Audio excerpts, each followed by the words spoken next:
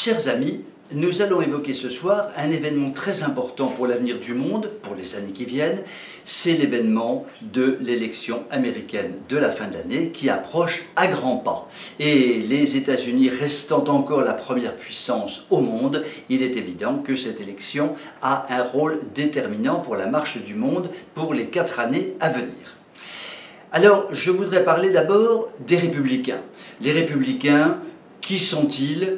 Eh bien, en gros, c'est un électorat plutôt conservateur, plutôt souverainiste, attaché aux valeurs familiales, attaché aux valeurs traditionnelles, qui met le travail au cœur de sa vie, qui met la famille au cœur de sa vie. C'est donc, grosso modo, un électorat conservateur. À l'inverse, les démocrates sont exactement le contraire de tout cela. C'est un électorat mondialiste, multiculturaliste, qui estime que finalement l'hédonisme est probablement un très bon projet pour l'homme, qui est un électorat assez libertaire, assez libertarien, et donc nous avons une opposition flagrante entre des républicains et des démocrates qui peuvent orienter l'Amérique pour les 4 années prochaines dans des axes absolument différents. Nous avons très souvent parlé sur cette antenne de notre ami Trump.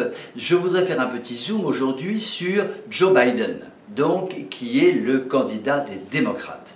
Alors d'abord, il faut savoir que Joe Biden est soutenu par tous ceux qui comptent dans le Parti démocrate, tout le gratin du Parti démocrate, un gratin qui peut être parfaitement contestable, avec tout de même un axe majeur extrêmement surprenant, c'est que ces grands soutiens du Parti démocrate sont souvent dans des problématiques sexuelles un peu bizarroïdes.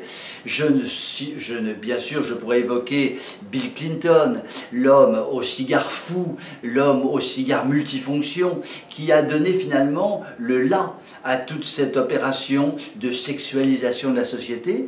Et l'on voit aujourd'hui que beaucoup de soutiens de Joe Biden ont maille à partir avec des affaires sexuelles qui sont assez peu brillantes. D'ailleurs, Joe Biden lui-même est pris, si je puis dire, la main dans le sac. Alors il dit que bon, il est assez tactile, il aime bien toucher par la main, il aime bien les attouchements par la main. J'ose espérer que ces attouchements ne se faisaient que par la main, mais je n'ai pas le dossier complet entre les mains pour le moment. Donc, un problème tout de même qui traduit un espèce de libertarisme, un espèce d'hédonisme, un espèce d'autocentrage sur soi, sur ses pulsions, sur la magnificence de ses pulsions, qui n'est vraiment pas à l'honneur du Parti démocrate. Faisons un petit zoom sur Joe Biden lui-même. Qui est-il? Soyons clairs. Joe Biden est complètement gâteux. Il a du mal à aligner 2 mots à la suite, il est incapable de faire un discours, il est incapable de suivre un débat, il est incapable de marcher normalement, c'est quelqu'un d'extrêmement faible sur tous les plans. Est-ce un bon candidat pour être à la tête de la première puissance du monde? Cela peut poser tout de même question, je crois.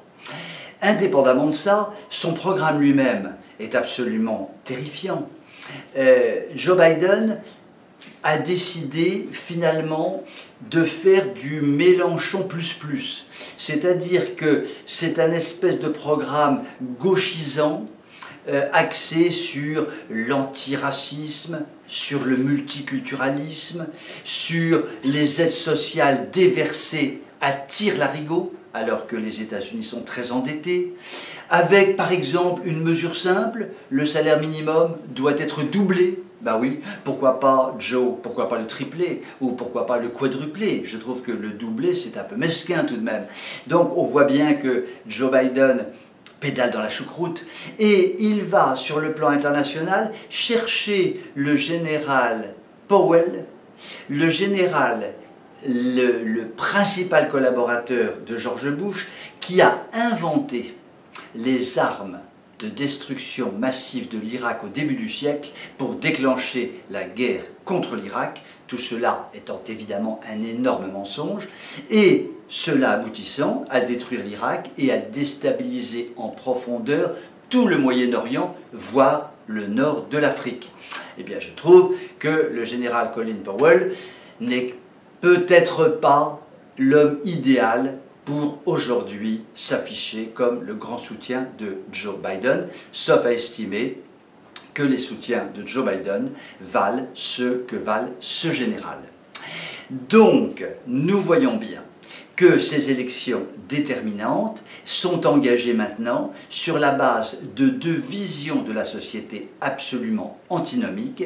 Il faut espérer très franchement pour les années à venir que Joe Biden ne soit pas élu président des États-Unis. Je vous souhaite une excellente soirée et vous dis à demain.